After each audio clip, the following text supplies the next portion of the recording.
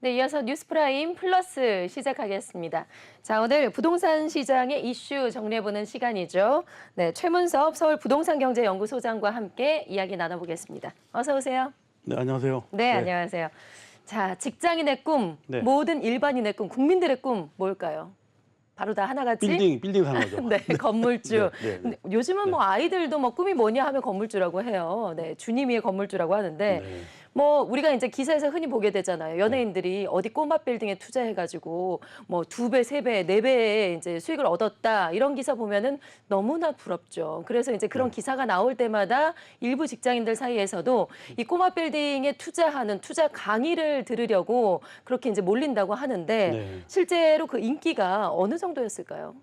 그 아이돌 스타들이 뭐 누구라고 얘기하기는 좀 그런데요. 네. 그 빌딩을 일찍 어린 나이에 사셔가지고 그 수익을 많이 남기고요. 네. 뭐 예를 들어 한 20억짜리 샀다 그러면 한 40억에 파는 경우가 한 서너 분 계셨고요. 네. 그리고 전에는 그 박명수 개그맨이 장가를 잘 갔는지 그 부인이 투자를 잘해가지고 네. 사실 뭐 허름한 건물 사가지고 스타벅스를 만들어서 비싼 값에 넘겼다든가. 맞아요. 본 기억이 납니다. 네, 그리고 네. 또 그 빌딩이 없으면 그 인기가 올라가더라도 이제 재미가 없고요. 그리고 그 과거에는 연예인들이 돈을 벌면 친인척들이 돈을 많이 빌려달라고 했습니다. 그리고 또 뭐 부모님이 돈을 딴 데 써가지고 속상해가지고 유세 나는 경우도 많고요. 또 지인들이 일단 돈을 많이 벌면 온갖 것으로 유혹을 많이 합니다. 근데 건물을 사놓게 되면 돈 버는 거 건물 사라고 다 썼다. 돈이 네. 없다. 그러면 또 일단 현금은 없다. 네, 핑계도 잘 되고요. 네. 그리고 또 연예인들한테는 그 융자를 해주는데 중요한 거는 아파트나 다른 거에 비해서 굉장히 융자를 많이 해줍니다. 아, 거의 그 몇 퍼센트까지 가능해요? 70%도 가능하고요. 또 어떤 인기가 좋거나 뭐 그 수익이 많은 분들은 80%도 가능하고요. 아, 그게 또 이제 신용으로 연결이 그렇죠. 되면 더 늘어나는군요. 네네네. 그래서 그런 장점이 있고요. 네. 그래서 빌딩을 보면서 또 자기 인기도하고 이렇게 비례해서 볼 수도 있고요. 그래서 최근에 제가 그 부동산을 많이 가지고 계신 연예인들을 보니까 그 조영남 씨 같은 경우는 한 30년 전에 1억 5천짜리 집을 샀다가 지금 현재 100억짜리 살고 계세요. 1억 5천이 네. 100억이 됐다고요. 그렇죠. 그분은 네. 한 게 없어요. 그냥 그 집에서 한 30년 동안 쭉 살았는데 네. 100억이 된 거죠. 네. 그래서 사람들이 부동산으로 돈을 버는 것 같은데 실제는 너무 좋은 자리에 싸게 사가지고 그런 문제가 생겼고요. 네. 또 서장훈 씨도 빌딩을 사긴 샀는데 굉장히 헐값에 많이 샀죠. 한 뭐 100억에 샀다면 지금 한 500억 정도 되는 것 같고요. 네. 그래서 어떤 때에는 연예인들이 그 수익을 버는데 그 연예인 수입보다는 빌딩으로 돈을 버는 경우가 많았기 때문에 네. 그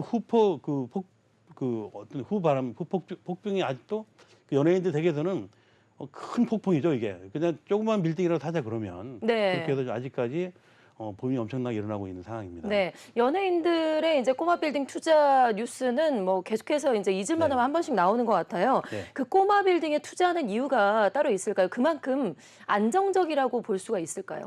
일단은 연예인들이 그 은행 금리 정도 가지고는 이제 양이 차지 않고요. 네. 또 실제 임대 소득이나 임대 수입만 가지고 볼 수 없는데요.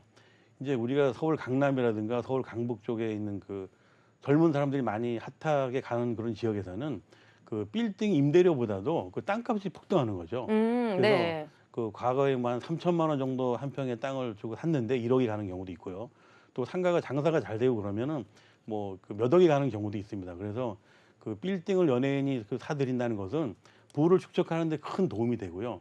그리고 전체적으로 보면은 그 부동산의 그 수익이 사실 임대료라든가 은행 금리 그런 건 중요하지 않고 그 연예인이 들어옴으로 인해서 그 일대가 그 연예인 골목이 돼버리면서 입소문이 나면서 그렇죠. 네, 누구 건물이다 하면서 주변까지 좀 네. 영향을 받게 되는군요. 연예인도 아닌 비슷한 사람들이 많이 모이게 되면 결국은 그 시장이 활성화되고 주변 여건이 그 폭등하는 거죠. 그래서 예. 대한민국에서는 연예인이 빌딩을 샀다 그러면 그 주변까지 장사가 잘 되는 그런 사례가 예. 많습니다. 예, 그래서 꼬마 빌딩을 에셋 파킹이라고도 부른다고 해요. 그만큼 자산인 에셋과 네. 주차의 파킹, 그만큼 자산을 주차한다, 그만큼 안정적인 수익을 좀 거둘 수 있다 이런 의미인 것 같아요. 그렇죠. 이제 그 꼬마 빌딩 중에서 다른 빌딩하고 다른 점이 뭐냐면요. 네. 큰 빌딩은 일부분만 사니까 지분 등기예요. 그러니까 아. 큰 빌 속에는 내 것이 뭐 100분의 1밖에 안 되지만 작은 건물에서는 그 땅이 안고 있는 그 주차장 같은 땅이 내 거니까 네. 자산을 안전하게 주차시킬 수 있는 그런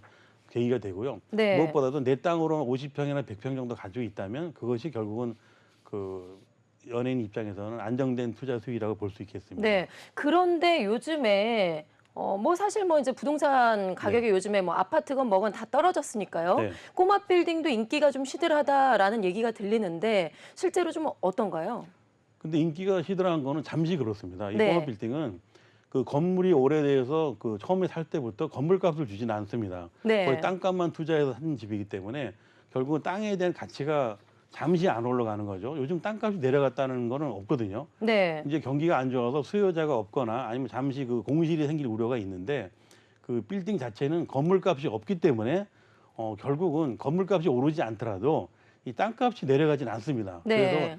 일시적으로 이게 약간 그 좀 뭐랄까 좀 침체돼 있는 거죠. 예. 그러나 앞으로 제가 볼 때는 다른 부동산에 비해서 꼬마 빌딩은 땅값이 오를 확률이 높다 이렇게 보고 있습니다. 네. 그러면 오히려 지금이 투자 적기가 될 수도 있겠네요. 지금 약간 인기가 시들하고 부동산 가격도 조금 떨어졌으니까.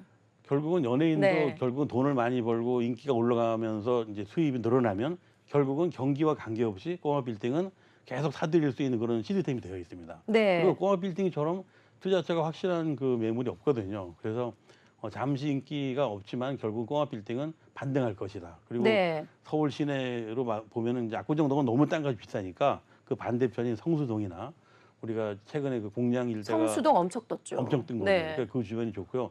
강북에는 뭐 홍대 앞에도 너무 비싸니까 뭐 연남동이나 망원동이나 이런 주변에 그 합정동 같은 그 뒷골목이 연예인들의 빌딩을 그 사들이는 곳으로 변하고 있는데 어쩌면 이거는 대한민국에만 있을 수 있는 특별한 경우인데요.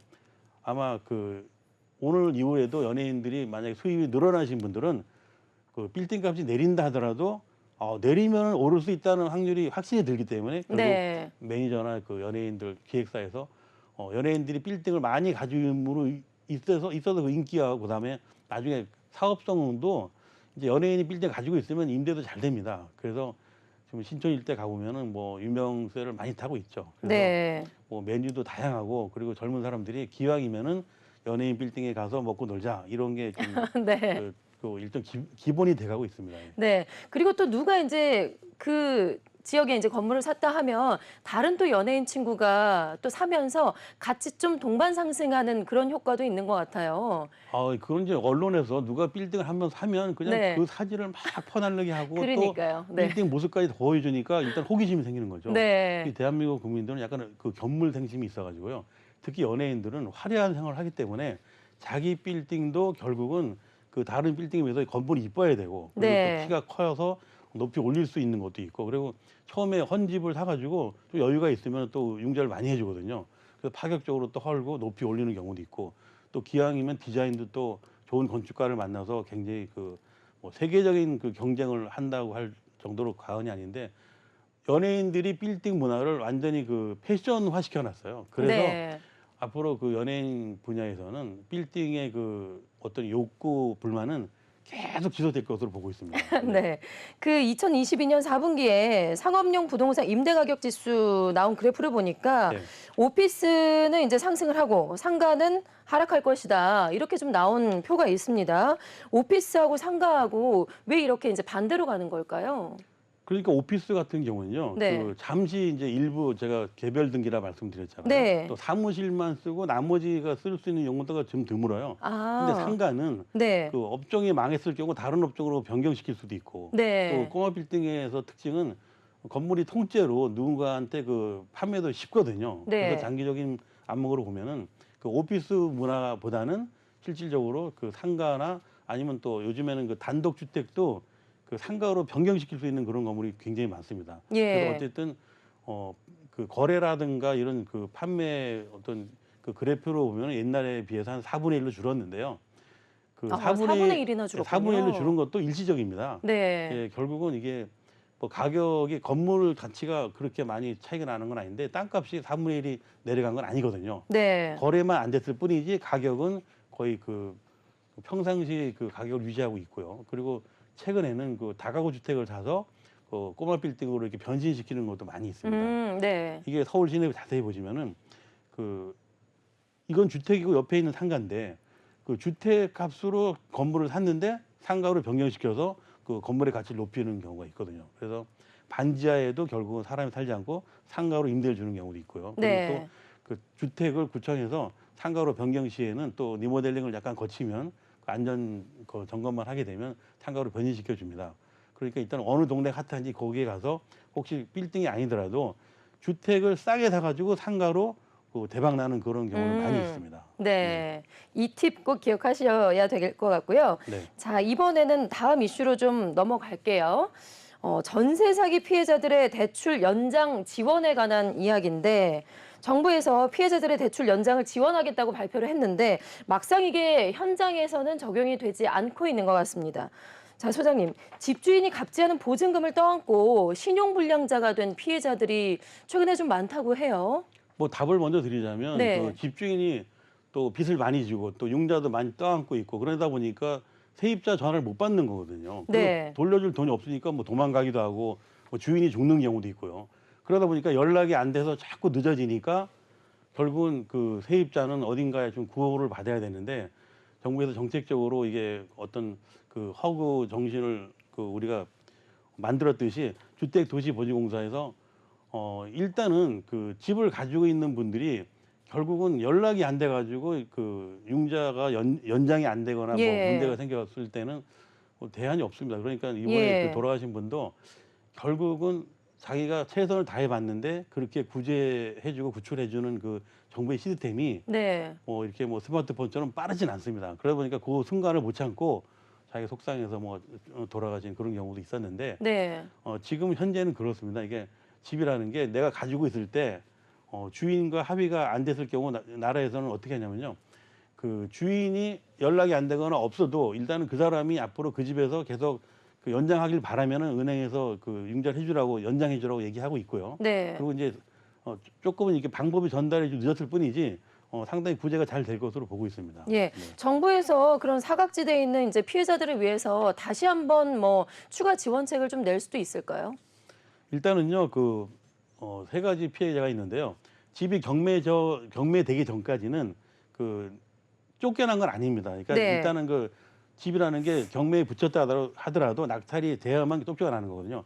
낙찰이 되고 나서도 이제 퇴출 명령서가 내려져야 되는데 그런 사실을 은행에다 알리고 또 결국 주택보증공사에다 알리게 되면 정부에서 구제를 해주기로 약속을 했습니다. 네. 그러니까 좀 더 적극적으로 피해자분들끼리 모여가지고 정부 정책에 매달려야 되고요. 그리고 이번 그 사건도 정부에서 사전에 뭐 준비된 사항이 아니었기 때문에 약간 그 운영에 좀 그 묘가 좀 운영의 미가 좀 모자른 거죠. 시간도 그렇고 또 정보도 굉장히 좀 부족했고요. 예. 그러나 앞으로는 이런 그 주인이 연락이 안 되더라도 세입자 입장에서는 정책적으로 뭐 구제할 수 있는 게 많으니까 조금만 더 그 뉴스를 잘 보시면 좋은 아이디어가 나올 것으로 보고 있습니다. 네. 그래서 은행에서 여러 가지 이유로 지금 그 대출 지원이 거절되는 사례가 속출하고 있다고 하는데 네. 지금 피해자들은 은행에서 대출을 좀 더 연장을 하려면 어떤 조건들을 좀 더 이제 충족시켜서 해야 될까요? 일단은 세 가지를 보는데요. 그 내가 신용 대출을 해서 더 이상 융자가 안 되는 그런 분에 한해서는 이제 정부에서 내가 피해를 사기를 당했다는 증거를 가지고 계셔야 됩니다. 네. 그리고 또 한 가지는 이제 융자를 연장을 못했을 때 결국은 정부에서 그 집이 현재 경매되고 있는 과정에서 주인 입장에서 뭐 도망가서 없는 경우가 있고요. 근데 주인이 또 부도난 경우가 있거든요. 예. 그러니까 그런 자기가 닥쳐 있는 현실을 자료나 사진으로 다 모아가지고 결국 은행에다 제출하면은 구제를 해준다고 합니다. 그러니까 네. 그 어떤 상황이든 간에 지금 정부에서 지금 가지고 있는 융자 받은 만큼 전세금에 대해서는 보전을 해주려고 노력하고 있기 때문에 현재 뭐 새로 생기는 그런 어떤 그 보안법에 대해서 그 피해 대책이 모여있는 그 모임에서 충분히 접수를 해가지고 혜택을 받았으면 되게 좋겠습니다. 네. 일단 퇴거 그러니까요. 명령이 내기 전까지는 네. 그 집을 지키면서 버티는 게 좋을 것 같습니다. 네, 피해자분들께서는 네. 우리 소장님의 말씀 꼭 명심하시고요. 정부 네. 정책과 지원들을 좀 확인해 보시고 자료들을 꼼꼼히 좀 챙겨서 혜택을 좀 받으시기를 바라겠습니다. 자, 다음 이슈로 좀 넘어가 볼게요. 코로나 팬데믹 이후에 건강에 대해서 이제 부쩍 관심을 많이 갖는 분들이 이제 늘고 있는데요. 건강식으로 소식을 하면서 건강을 챙기게 되는 웰빙 바람이 또다시 인기를 끌고 있다고 합니다. 자, 아무리 먹어도 네. 살찔 걱정이 없는, 그나마 좀 줄어드는 보리밥집, 요즘에 이제 인기가 많다고 하는데 사람들의 발길이 계속해서 이어지고 있다고요. 네, 뭐 제가 요즘에 그 많은 분들 만나 보면은 인생 사는 게 보릿고개라고 그럽니다. 네. 그러니까 사업도 잘 안 되고 또 실제 그 가정 환경들이 뭐 가스값도 많이 오르고 또 이자도 많이 오르고 사는 게 보릿고개라고 그런 그 뉴스를 많이 들으면서 또 밥 먹으러 갈 때도 보면 보리밥집을 많이 가거든요. 그래서 네. 최근에 서울 이제 근교에도 많이 있고 이건 조금 떨어진 충북 제천인데요. 보통 이게 보리밥집 그러면은 그 서울에서는 기와집이 대부분 많이 있고요. 또 네. 지방에서는 옛날 한옥이긴 한데 좀 약간 그 개량 한옥처럼 집을 만들었습니다. 그래서 지금 화면에 나고 있는 네, 집인 거죠? 저런 집을 되게 예, 그 황토로 이제 지은 것 같이 생겨서 편안함을 주는 그런 느낌이 근데 있네요. 옛날 집이긴 한데요. 우리가 그 집을 주택이라는 게 여러 가지 형태가 있는데요. 저거는 이제 그 건물 주인이 네. 목수였는데 그 목수 직접 직영으로다가 한 15억 정도 공사를 들여서 한 10년 동안 자기 영업을 했습니다. 근데 최근에 몸도 아프고 그러니까 그 장사를 못 하겠다 그래서 결국은 예. 그 주변에 있는 분들이 영업을 그 하고 있긴 한데 앞으로는 이렇게 부동산이라는 게 어떤 이용의 가치가 뭔지를 살펴봐야 되고요. 그리고 보리밥집이라는 게 결국은 마당이 넓어야 되고요. 저 정도 네. 하나 그 개업을 하려면 땅이 한 1,000평 들어갑니다. 그러면 땅값만 해도 그 한 13억 가는데 저게 그 새로 차리신 분은 땅값 13억에다 공사비 13억에다 한 26억 정도 들었는데 지금 뭐 본인이 안 하신다고 그러니까 반값에 판다고 그래요. 그러니까 지금 매물로 나와 그렇죠. 있는 상황인 그래서 건가요? 저거는 그 네. 누군가가 뭐 한 3대가 먹고 살려고 하거나 아니면 직장이 없거나 뭐 뭘 이걸 해도 안 되고 저걸 해도 안 되는 그런 분들은 네. 조그만 요리 솜씨가 있으면 가능합니다. 그러니까 지금 보리밥 같은 거야 뭐 그 부모님 세대도 충분히 잘할 수 있으니까 제가 지금 특이한 건물이면서 또 나중에 그 지역적으로 가서 충북 제천인데 그 충북 주변에 제천. 그 배론 성지라고 그 굉장히 큰 성지가 있어가지고 1년에 한 그 관광 수요가 한 50만 명 정도 들어옵니다. 네. 충북 제천이면은 네. 지금 화면에도 보니까 되게 고즈넉한 그런 분위기네요. 그렇죠. 그 네. 주변에 뭐 그 탁사정이라고 유명한 관광지도 있고요. 예. 결국은 뭐 나이 들어서 보리밥 장사를 하면서 사는 것도 괜찮은 방법인 것 같고요. 네. 그리고 서울에 집이 있다면 집 팔고 저렇게 고향이나 아니면 그 고향이 아니더라도 저 정도 한 13억 정도 사가지고 보리밥 장사하는 것도 제가 네. 보기에는 괜찮은 것 같습니다. 대지가 지금 1,000평 가까이 된다고요? 네, 땅이 네. 1,000평에다가 건물이 한 60평짜리가 상가가 있고요. 그리고 네. 안쪽에 보시면 그 큰 건물이 있는데 그 30평짜리 주택이 두 채나 있어요. 네. 그러니까 집이 60평, 상가가 60평 그렇게 한 120평 되는 거죠. 만약에 네. 인수해서 식당이 아니라 다른 업종으로 좀 이용을 해도 될까요? 근데 제가 저거를 그 한식집을 옛날에 했었는데요. 네. 한식이 너무 비싸니까 안 되고 또 카페로 하는 분도 계신데 또 집이 또 사실 현대적인 디자인은 아닙니다. 그래서 저기 초가집과 기와집 사이에 껴있는 집이니까 네. 저런 집은 아까 그 보리밥집에 반찬 저 정도 나오면 굉장히 어우, 잘 되는데 갑자기 침이 나오네요. 이 네. 집하고 음식하고 약간 뭐가 그 맞아야 됩니다. 네. 너무 그 세련된 거를 팔기 위해서는 좀 어수룩하고요. 여기서는 그냥 그 촌스러운 그 방식으로 가는 게 훨씬 더 제가 보기에는 그 컨셉이 맞을 것 같습니다. 네. 방금 전에 네, 이제 상에 차려진 음식을 보니까 네. 보리밥집으로 이제 계속 운영을 하면 훨씬 더 이제 성공을 하실 것 같다라는 생각이 그냥 드네요. 뭐 네. 산나물밥집이라고 하시면 되겠어요. 굉장히 네. 보리밥치고는 수준이 굉장히 높습니다. 네. 그래서 건강이 그대로 다 네, 전해지는 것 예, 예, 네. 같습니다. 자, 그리고 또 한 가지 더 짚어볼게요. 요즘에 뭐 경기가 워낙에 어렵다 보니까 불황을 이기는 효자 상품들에 눈이 많이 가기 마련인데 네. 최근에 한지로 만든 소품이 지자체의 특화 산업으로 발전한 곳이 있다고 합니다. 네, 네, 네. 네. 한지 예술성이 불황을 이긴 셈이라고 할 수가 있겠는데 네. 이 내용도 무엇인지 자세히 좀 들어볼까요?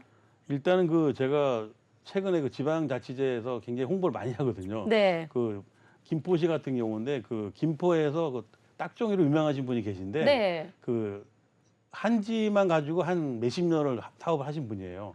그래서 한지 이야기라고 그 뭐 우리가 한지를 잊어버렸지 않습니까? 그 잃어버린 그 옛날 한지를 이용해서 그냥 뭐 교육도 많이 시키고 있고요. 또 요즘에 그 건물 크게 지셔갖고 거기다가 빵집도 하고 또 커피도 팔면서 제일 네. 중요한 건 그 정책적으로 그 김포시에 있는 그런 청소년이나 아니면 중고등학교에다가 교육을 많이 시키거든요. 그런데 저렇게 크게 차려놓은 집도 최근에 뭐 그 코로나 그 분위기로 인해 가지고 손님들이 안 갔거든요. 이게 뭘 보면은 뭐 손님이 많이 올 거라고 그 기다리고 계시고 결국은 모든 장사라는 것은 준비하는 기간이 굉장히 깁니다.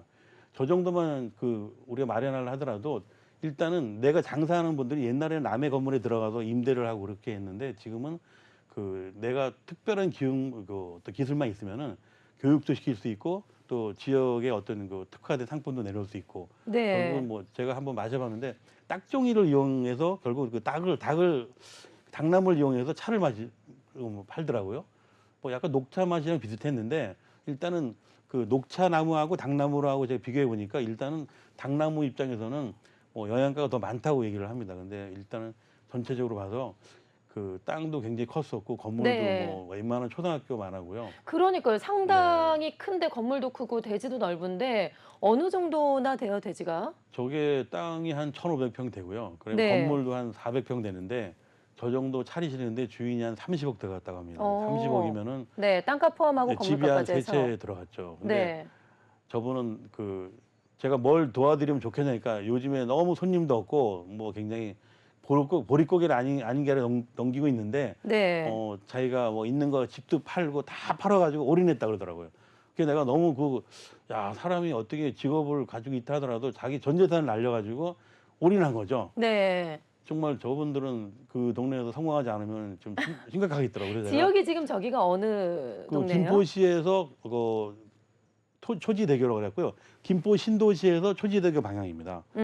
뭐 그 사실은 뭐 주인이 홍보를 해달라 그런 건 아닌데 제가 너무 열심히 사시니까 그냥 제가 한지 이야기라고 소문을 내주겠습니다. 그러고 왔습니다. 그러니까 네. 저는 최근에 지자체가 이렇게 그 개인이든 아니면 그 농업법인이든 주변에 있는 그런 업종들이 그 문 닫는 데가 많은데 네. 여기서는 그 타의 모범이 되는 그런 자리가 될 것 같고요. 그리고 한지라는 거 하나 가지고 또 뭐 소품도 만들고 가구도 만들고 그 안에 또 인형도 만들고 그 인터넷에 검색해 보시면 굉장히 잘 돼 있고요. 그리고 교육적으로 우리나라의 전통의 것을 그 상품화하겠다는 그 뜻이 굉장히 강하기 때문에 네. 한번 좀 뭐 주말에 시간 되시면 김포 쪽으로 딱 가시다가 한번 들려보시면 충분히 공부할 게 많습니다. 네. 네. 건물을 보니까 상당히 세련되고 이제 예쁘게 카페로 하게 이제 잘 지어 놓은 그런 모습인데 근처에 또 이제 외곽에 당나무까지 이제 수천 그루가 있는 숲 같은 약간 그런 것도 있다면서요. 그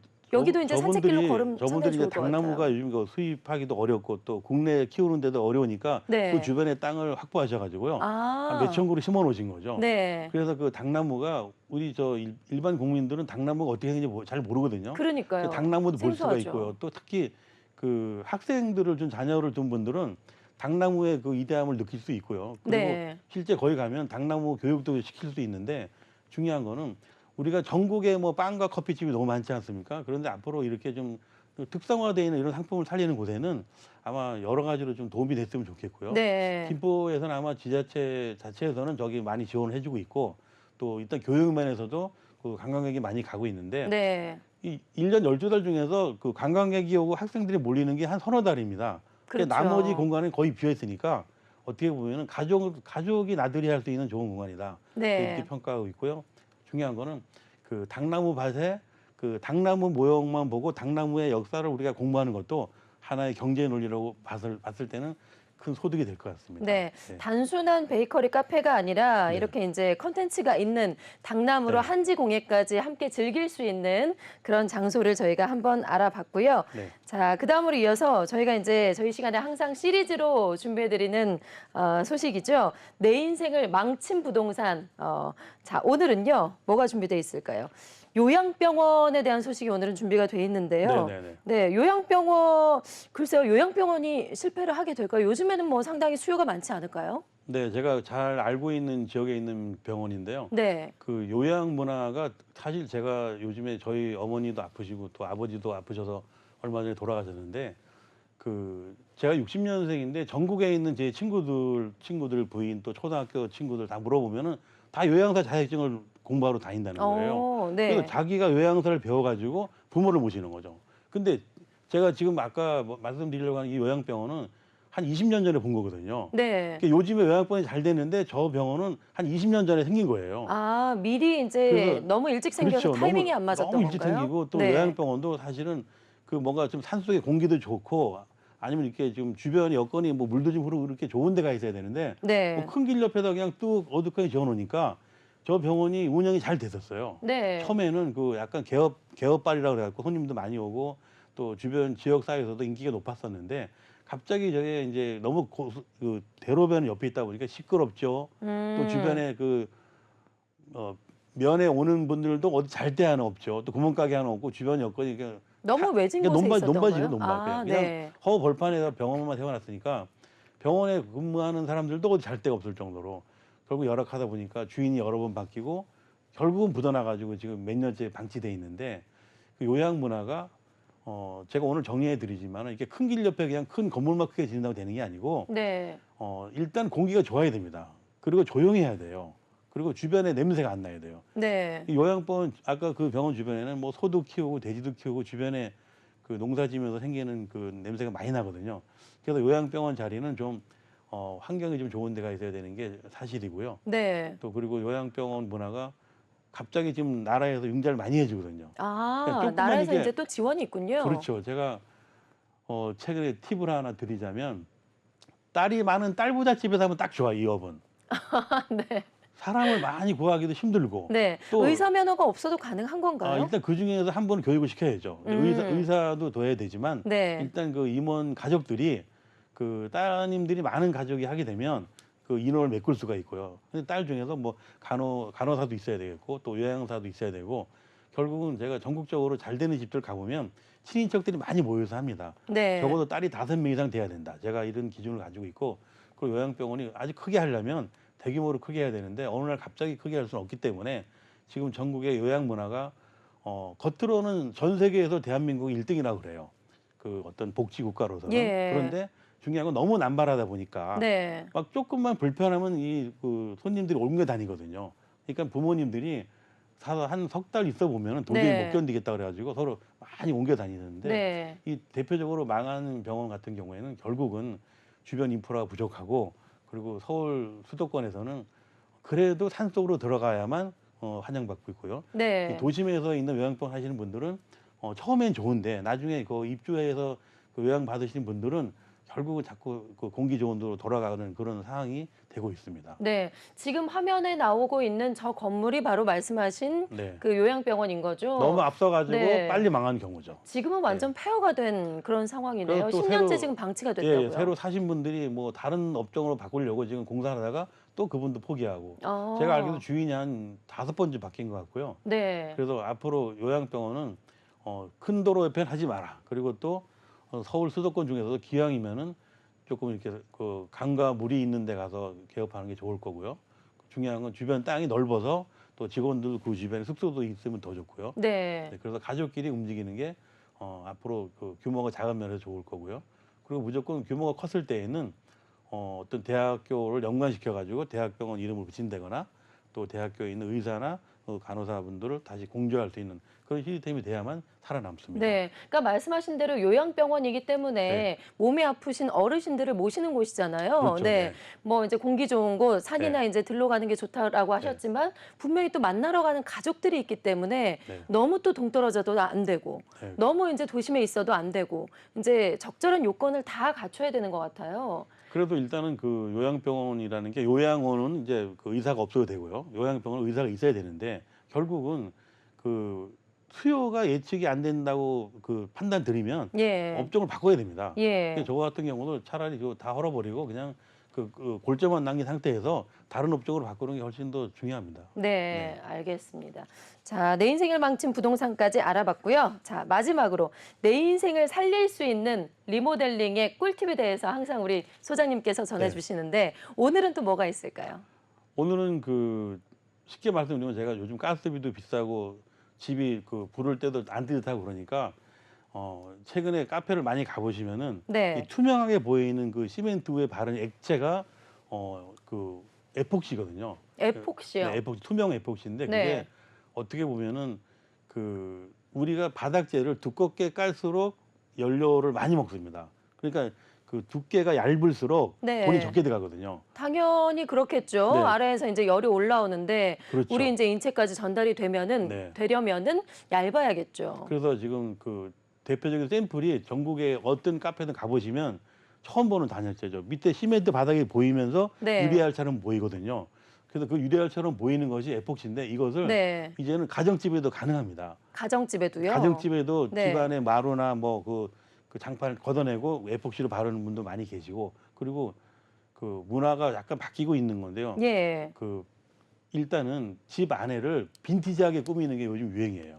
그러니까 천정도 다 걷어버리고 원래 시멘트를 둔 상태에서 맞아요. 네, 원형 요즘에. 그대로 쓰는 사람이 많고요. 네. 그다음에 바닥도 일단은 그 시멘트 그 자체를 즐기는 거죠. 네. 그래서 이거는 돈도 많이 안 들어가고요. 그리고 이게 세 가지 그 용어가 있는데, 하나는 그 제일 먼저 바르는 게 하도, 두 번째 바르는 게 중도, 세 번째 위에 바르는 게 상도인데, 이 페인트가에 가시면은 누구나 바를 수 있게 돼 있습니다. 이 빈대떡 굽듯이 그 물처럼 나오는데 바닥에다 쫙 뿌리면은 그냥 자동으로 자기가 칠해집니다. 누구나 그걸 할 수 있다고 네네네. 전문가가 그러니까 아니더라도. 특별한 기술이 아니라도 돼요. 그냥 네. 그 순서만 바꾸지 않고 세 가지를 페인트 가게 사셔가지고 자기 집에 있는 바닥재를 걷어서 버리고 그 위에다 깔게 되면은 집이 새 집이 되면서 그 약간 빈티지한 느낌을 주면서 집에 있는 옷이나 가구들이 다시 살아납니다. 네. 그리고 또 중요한 거는, 혹시 그 신발을 좋아하시는 분들, 신발을 신고 외국은 집 안에까지 들어가거든요. 한국도 이걸 만약에 공사를 했을 때에는 네. 신발을 신고 거실까지 들어가도 괜찮습니다.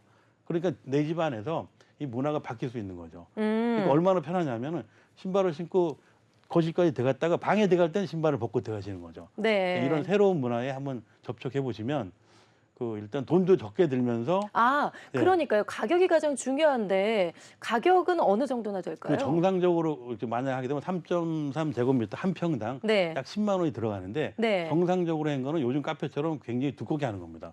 근데 가정집에서는 그 정도 반 정도만 굳이 하고요. 그렇게까지 할 필요 한 없다. 5만 원 정도면 가능합니다. 네. 그냥 누구나 다 상도, 중도, 하도라는 세 가지를 깡통에 든 거 사다가 방에다가 부어버리면 그냥 빈대떡처럼 쫙 퍼지면서 네. 우리 거실이 유리알처럼 아주 이쁘게 됩니다. 사실 인테리어는 인건비가 되게 비싼 거잖아요. 네, 이제 요거는 이제 전문가가 아니라 누구나 다 할 수 있기 때문에 인건비를 절약해서 DIY, 셀프 네. 인테리어로 이제 직접 할 수 그리고 이 있다라는 게 소재가 매력인 것 나오면서요. 같아요. 그 대한민국의 바닥재가 지금 너무 안 팔리고 있어요. 네. 또 마루나 타일이나 장판 이 세 가지가 이 바닥재가 나옴으로 인해서 지금 매출이 안 오르고 있고, 네. 이 바닥재와의 전쟁인데 사실은 소비자들은 이 투명 바닥재를 엄청 선호하고 있습니다. 네. 실제로 현장에서도 찾는 사람들이 많이 있을까요? 좀 알려졌을까요? 일단은 모르기 때문에 제가 설명해 드리는 건데 되게 쉬운 거라고요. 페인트 가게에서 가면 누구나 할 수 있는 그 에폭시라는 거, 에폭시. 투명한 에폭시인데, 네. 일단 용기가 있어야 됩니다. 자기 집에 있는 장판을 걷어버리고 그 통에 담은 대로 아까 3번 나눠가지고 바르면은 얇게 바를수록 좋습니다. 네. 쉽게 말씀드리면 우리가 화장을 할 때 뭐 이렇게 그 기초 화장품, 그다음에 크림 바르고 이렇게 화장을 하지 않습니까? 이 시멘트 바닥 위에다가 화장을 3번 해주는 거죠. 네. 그런 그 느낌이기 때문에 돈도 적게 들어가면서, 그리고 집안에 있는 냄새를 완벽하게 제거하고요. 어떤 냄새를 일단 이 좋아한다고요? 우레탄이 얼마나 섬세하냐면요. 예. 이 물처럼 나와 있는 건데 갖다 부으면은 그 웬만한 그 곰팡이나 습기 찬 부분을 완벽하게 유리알처럼 막아줍니다. 그러니까 그뭐 곰팡이나 무슨 습기나 아니면 무슨 먼지가 가서 그 곰팡이를 찌를 수가 없어요. 그러니까 결국은 네. 건축 자재 중에서 이 신개발품이면서 가장 값이 싼 거예요. 저는 그게 가장 매력적인 것 같은데요. 그렇죠. 곰팡이를 그러니까 다 예방할 수 있다. 그리고 그 틈새가 완벽하게 메꿔지기 때문에 네. 다른 균이 그 서식할 수가 없어요. 그래서 이 우리가 어르신들은 되게 싫어합니다. 이거는 뭐 그 집을 짓담한 것처럼 보이거든요. 근데 젊은 분들은 그걸 아주 좋아합니다. 네. 그렇게 해서 뭐 아무리 무거운 거를 그 거실과 바닥에서 끌고 다녀도, 뭐 피아노를 끌고 다녀도 뭐 설사 기스가 난다 하더라도 네. 그 부분이 바로 손상이 그 원상복귀는 금방 됩니다. 같은 네. 소재를 또 한번 뿌려주면 되거든요. 그래서 아마 페인트 가게에서 물어나 보시고, 그리고 네. 그 너무 겁먹지 마시고 자신 있게 한 3통을 사다 바르면 네. 그 5만 원이면 60평짜리 집 다 발라봐야 사실은 뭐 한 그거 한 300만 원이면 되는 거죠. 네. 근데 중요한 거는 집이 60평이 아니고 30평이면 그 한 150만 원 되는 거죠. 그러니까 네. 150만 원에 집이 완전히 빈티지한 고급집으로 둔갑할 수 있습니다. 네, 근데 빈티지한 느낌도 낼 수 있고, 그렇죠. 예, 직접 내가 이제 전문가가 아니더라도 이제 직접 셀프로 인테리어도 할 수 있고. 그리고 나중에는 이 먼지 같은 게 만약에 그 에폭시가 안게 되면요. 네. 그 걸레를 꽉 짜가지고 걸레를 끌고 다니기만 해도 먼지가 다 붙습니다. 네, 네, 알겠습니다. 굉장히 중요한 거예요. 제가 네. 40년째 경험한 거를 노하우를 말씀드립니다. 네, 알겠습니다. 자, 마지막 꿀팁으로 에폭시까지 전해드렸습니다. 지금까지 최문섭 서울부동산경제연구소장과 함께했습니다. 고맙습니다.